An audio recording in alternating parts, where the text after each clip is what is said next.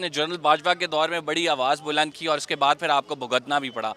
आजकल के पाकिस्तान में आप समझ रहे हैं वही तमाम चीज़ें हो रही हैं या मैं चेंज हो समझता गया हूँ है? कि उससे भी ज़्यादा ये सारे जो हैं ये सारे अपने इस मुल्क को लूट करके ये जा रहे हैं।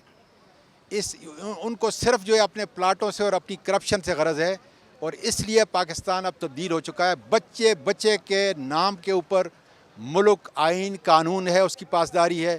शहरों के बुनियादी हकूक़ है जो इन्होंने पामाल कर दिए हैं। 48 केस FIR मुझ पे बन चुकी हैं। 194 या 196 इमरान खान पे बन चुकी हैं। खुदा के फजल से हम वहाँ भी कामयाब होंगे और इनको सज़ा अब भी कौन करा रहा है? अब क्या समझते हैं? पहले जनरल बाजवा थे। सर बुनियादी तौर पर जनरल बाजवा की बाकियात जो हैं अब भी उसी तसलसल से उससे ज़्यादा जो है जुल्म करा रही हैं, तशद्दुद करा रही हैं। क्या समझते हैं आप? हुकूमत पर तौहीने अदालत लगेगी, आर्टिकल 6 लगेगा, क्या लगेगा? बुनियादी तौर पर हुकूमत है डाकू और चोरों की। 13 नौ सरबाज़ों को इसलिए जो है जनरल बाजवा ने बिठाया था कि ख़ुद भी चोर है, ख़ुद भी चोरी करेगा इस मुल्क को और इनसे भी चोरी कराएगा। 11,000 अरब इस गरीब कौम के खाली है। महंगाई की सूरत हाल को देख लें, गरीब पिस गया है। आज आटे के लिए आप ये देख लें कि स्टैम्पीड हो रहे हैं, रोंदे जा रहे हैं। ये वो पाकिस्तान नहीं था जो 9 अप्रैल 2022 को हमने छोड़ा था। लेकिन इंशाल्लाह ताला कौम, मुल्क के वकला और इंशाल्लाह ये अदालतें अभी जाग रही हैं। मुल्क के वकला तहरीक की सूरत में निकल चुके हैं। आप देख रहे हैं रोज़ाना सुप्रीम कोर्ट के आगे क्या होता है और आज इनके ऊपर आर्टिकल 6 बदमाशों के ऊपर ज़रूर लगेगा जो 14 मई के रास्ते के अंदर, पंजाब के इलेक्शन के अंदर रास्ते के अंदर रुकावट बने हुए हैं। इस रुकावट को हम फ्रांक के इंशाल्लाह इनको सज़ा दिलाएंगे। साहब आप क्या देखते हैं ये लड़ाई जो अब शुरू हो चुकी है और जो कि बड़ी शिद्दत इख्तियार कर चुकी है, ये कहाँ जाती नज़र आ रही है आपको? देखें, बेसिकली तो इसका सोल्यूशन निकालना चाहिए और the solution to all these things is के अगर ये पॉलिटिशियन सारे जो हैं ये अगर मिल के बैठ के अगर सारी चीज़ें सॉर्ट आउट कर लें तो कॉन्स्टिट्यूशनल क्राइसिस जो इस वक्त नज़र आ रहा है which is written on the wall वो अवर्ट हो सकता है। But right now I don't think so कि इस मूड में हैं पॉलिटिशियंस या उनकी लीडरशिप्स कि वो आपस में बैठ सकें।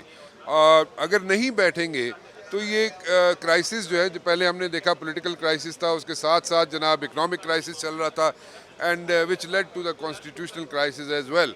सो अगर नहीं बैठेंगे, नहीं मिल के बैठ के बात करेंगे तो in the days to come it's going to be a situation and that situation can lead to anything. और अगर किसी भी तरफ जा सकती है वो सिचुएशन और अगर वो किसी भी तरफ चली गई तो फिर एक प्रॉब्लम होगी और सबके लिए प्रॉब्लम होगी, क्योंकि अभी जो है right now the people and the masses are suffering और ये मासेस सफ़र करते रहेंगे अगर इसका सोल्यूशन कोई नहीं निकालेंगे politicians. Sir political instability, economic instability, no constitution instability आप देख रहे हैं, वो एक जो आइनी बहरान पैदा हुआ है। The next stage we all know that कि किस तरफ ये मामलात आगे जाते हैं। लेकिन आजकल के दौर में जब सोशल मीडिया इतना आज़ाद है, जब एक्सेस ऑफ इंफॉर्मेशन बहुत ज़्यादा है, एक्सट्रीम पोलराइजेशन है सोसाइटी में, वो तीसरी कुव्वत का आना क्या पॉसिबल है?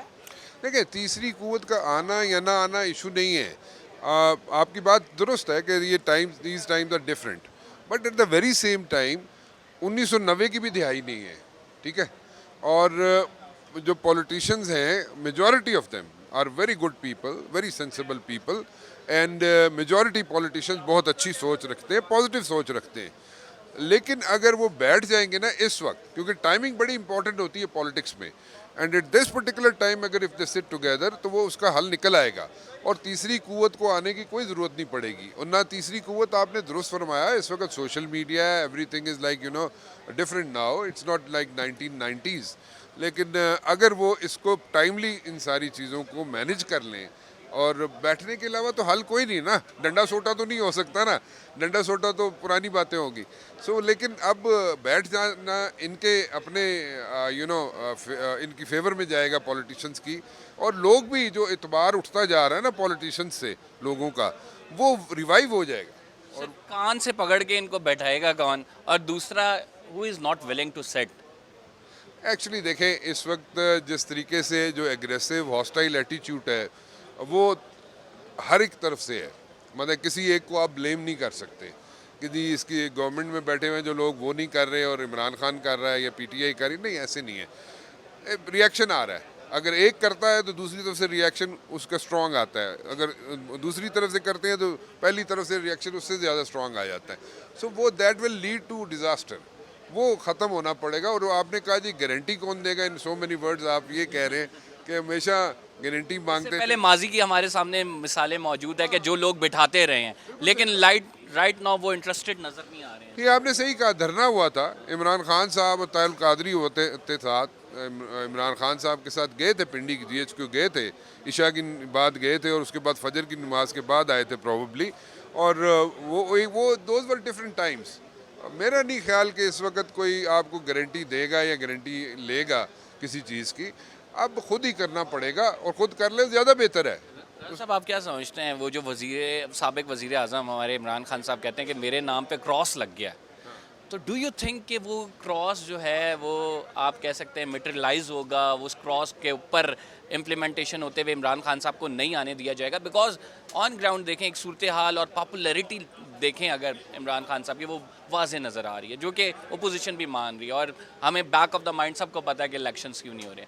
तो क्या आप समझते हैं कि Imran Khan will be back in power? देखिए, ये पॉलिटिक्स जो है आपको भी पता है बड़ी ट्रिकी फील्ड है। आपने एक क्रॉस लगाया था नवाज शरीफ पे जब पनामा लीक्स आई थी, यहीं पे सब कुछ हुआ, और पनामा लीक्स आई तो आपने उस पर भी क्रॉस लगा दिया था कि इमरान खान नवाज शरीफ जो है उस पर क्रॉस लग गया, वो सारी ज़िंदगी से बुक हो गया, लेकिन ऐसे हुआ नहीं, ठीक है ना। So politics is a tricky and a very slippery field and anything can happen any time. So वो क्रॉस किसी पे नहीं लगता। हाँ, ये ज़रूर होता है कि उसमें डिफरेंसेस होते हैं, बिल्कुल होते हैं डिफरेंसेस, और पॉलिटिशियंस को भी अपना एटीट्यूड चेंज करना पड़ता है, और हर जगह जो अप्रोच होती है वो डिफरेंट होना शुरू हो जाती है in the times.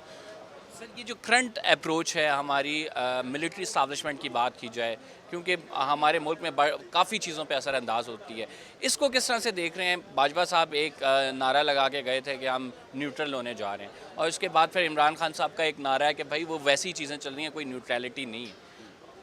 The approach of establishment किस तरह से देख रहे हैं कि मामलात को आगे बढ़ाने के लिए, मुल्क से क्राइसिस रिजॉल्व करने के लिए, क्योंकि आज पार्लियामेंट में एक इन कैमरा इजलास भी हुआ जिसमें आर्मी चीफ साहब ने ब्रीफिंग दी, तो वो किस तरह से देख रहे हैं, किस तनाजुर में? देखिए, बड़ी इंपॉर्टेंट चीज़ आपने पॉइंट आउट की है, which is more important than everything else, and that is the in camera briefing. हमारी जो इंटरनल सिक्योरिटी है उसको हम इन कैमरा ही ब्रीफ कर सकते हैं, ठीक है। अगर हम इन कैमरा ब्रीफ नहीं करेंगे तो बड़ा आसान सा काम है, अब तो सबको समझ भी आ जाती है, किसी ज़माने में नहीं आती थी, कि अगर आप इसको पब्लिकली डिस्कस करेंगे, पब्लिक से मुराद मीडिया पे डिस्कस करेंगे या कोर्ट रूम में डिस्कस करेंगे या पार्लियामेंट में डिस्कस करेंगे इन चीज़ों को, जो हमारी इंटरनल थ्रेट्स हैं जो हम फेस कर रहे हैं, तो उससे क्लू मिल जाता है हॉस्टाइल इंटेलिजेंस एजेंसीज़ को और हॉस्टाइल जो कंट्रीज़ हैं उनको, और उनके लिए नई स्ट्रेटजी इवॉल्व करना बड़ा आसान हो जाता है, काउंटर स्ट्रेटजी बनाना बड़ी आसान हो जाता है। तो इसलिए इन कैमरा ब्रीफिंग है, and that is very important. और इसमें कोई शक नहीं है कि हमारे वेस्टर्न बॉर्डर जो है उसमें हमें बड़ी सीरियस थ्रेट है, और उसको हमने काउंटर करना है, क्योंकि हमारी सिक्योरिटी है तो बाकी सारी चीज़ें चलेंगी ना, सिक्योरिटी नहीं होगी तो आगे की चलना है।